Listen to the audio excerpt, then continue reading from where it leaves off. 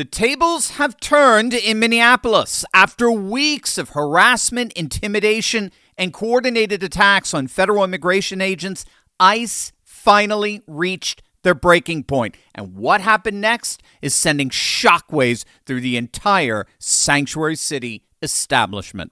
Hey gang, it's me, Dr. Steve, your Patriot Professor, here to help you make sense of the madness with breaking news and analysis you're not going to get anywhere else, so make sure to smack that bell and subscribe button. You've all witnessed the scenes coming out of Minneapolis. Scenes like this: masked agitators swarming hotels at 2 a.m., banging pots and pans against windows where federal agents are trying to sleep, hotel employees doxing ICE officers, posting their photos and room numbers online, protesters physically blocking federal vehicles, throwing snowballs at agents, attempting to make arrests. For weeks, Minnesota's far-left activists thought that they were untouchable. Well, they were wrong.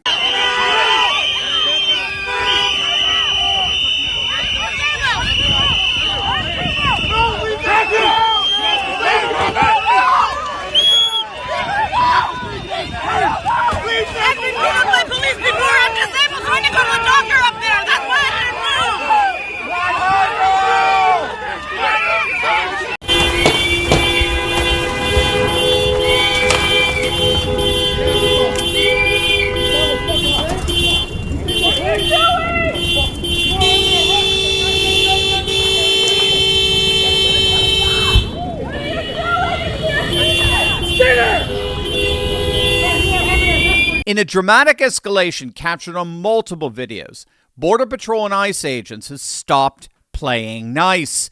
The footage is stunning. Agents smashing car windows, physically removing obstructionists who refuse lawful orders, and dragging screaming protesters from vehicles, blocking enforcement operations. But as the legacy media hyperventilates over all of this, what they're not telling you is that this crackdown is happening against the backdrop of something absolutely historic. For the first time in over 50 years, let that hit you, for the first time in over 50 years, America has officially reached negative net migration. That's right. More people are leaving the United States than entering it. The Brookings Institute estimates that the negative net migration is nearly 300,000 for the year. That's 300,000 more people leaving than entering. After Biden's border catastrophe that brought in 2 to 3 million illegal migrants annually, the Trump administration's enforcement is finally reversing the tide by hundreds of thousands. And Minnesota's ground zero for this enforcement revolution.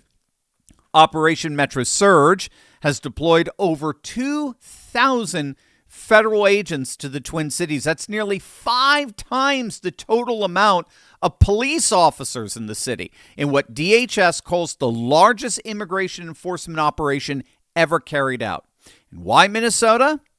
Because not only does Minnesota have an inordinate amount of illegal migrants living under the shield of their sanctuary state and city policies, but they've taken advantage of that luxury by swindling hundreds of millions of, if not billions of dollars from the American taxpayer in what's being called the single largest fraud scheme in American history.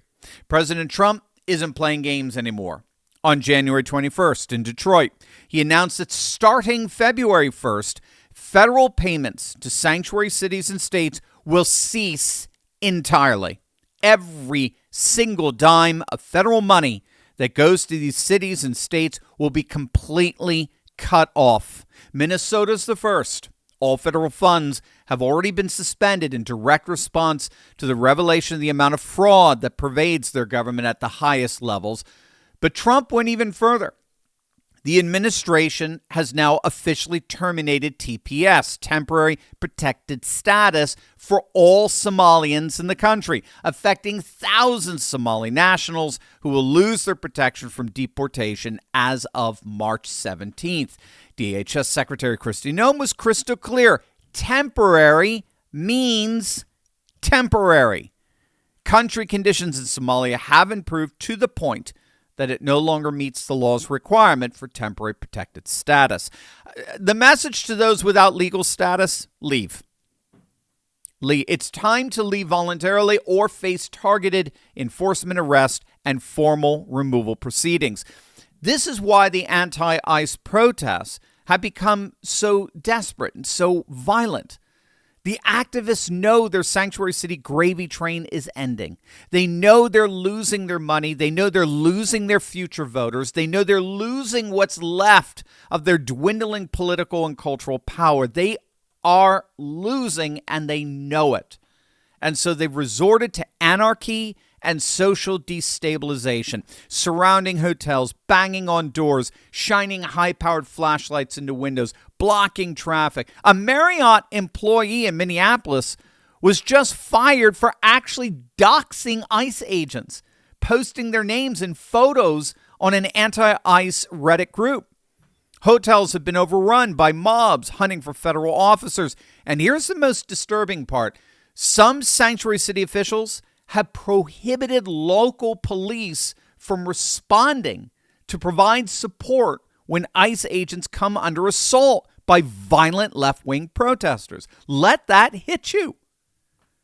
The police, the law enforcement is being refused to those who are facing violent attacks. This deliberate dereliction of duty created the very conditions for what happened to Renee Good several days back. She thought she was beyond reproach in interfering in federal law enforcement operations and even driving her car in the direction of an agent. And if we thought the protesters would back down after that, we weren't even close. Obviously, they intensified. They surrounded federal agents at high schools. They stormed hotels. They blocked highways. They created absolute chaos. But if these lunatic leftist protesters thought that that would intimidate President Trump and these federal agents, they were in for an even more rude awakening.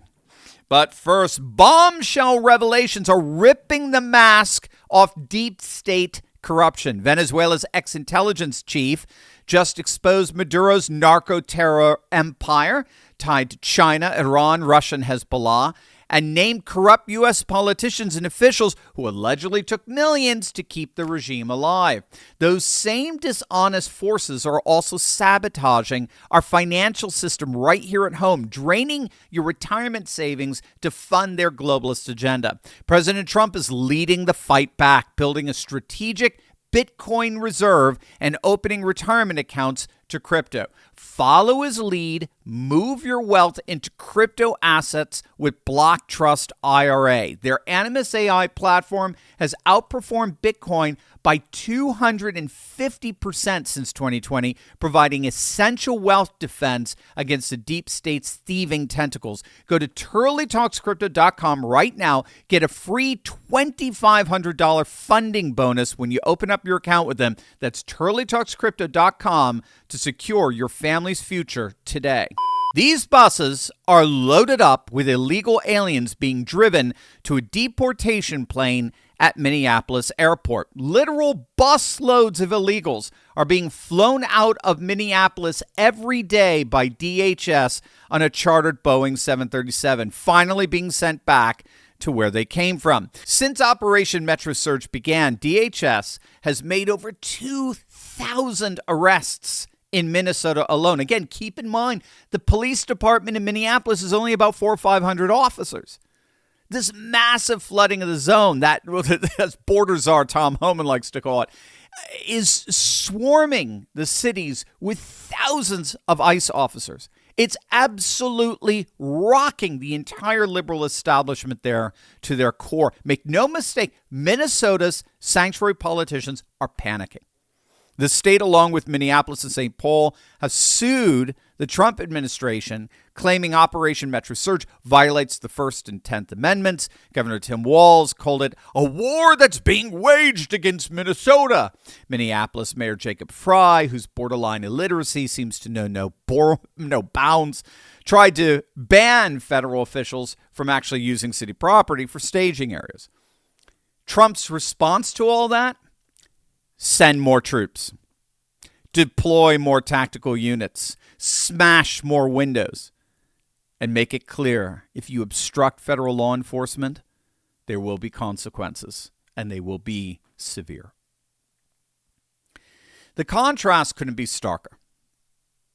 While left-wing activists scream about their rights to block enforcement operations, federal agents are quietly doing the job Biden refused to do for 4 years. Again, we always have to keep in mind here that the scenes that are coming out of Minneapolis are happening precisely because Democrats deliberately abdicated their law enforcement obligations. And again, all you have to do is look at the protesters to see how deliberate that abdication was. While protesters are waving their Somali and goofy Mexican flags and demanding sanctuary for criminals, ICE is removing individuals wanted for murder, for sexual assault, all kinds of criminal activity. And they're arresting anyone who gets in their way. For the first time in half a century, immigration enforcement is actually happening, and it is actually working. The border crisis is reversing. Fraudsters are facing justice. And the agents who've endured harassment, doxing, and physical attacks are finally getting the administrative backup they deserve. The message is clear. The era of consequence-free obstruction is over. ICE agents have had it, and they are dropping the hammer. Every Thursday I go off script, literally, in the car, in a hotel, on my porch, wherever I am. It's Turley Walks, raw, unfiltered insight exclusive to my Courageous Patriot Club members. Join now for $10 a month, turley.pub/club.